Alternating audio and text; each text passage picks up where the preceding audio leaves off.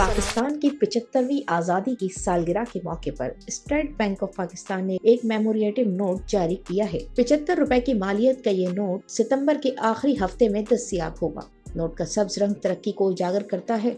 Note के सीधे रुख पर इनकी तस्वीर है जिन्होंने तश्कील पाकिस्तान में अहम किरदार अदा किया है।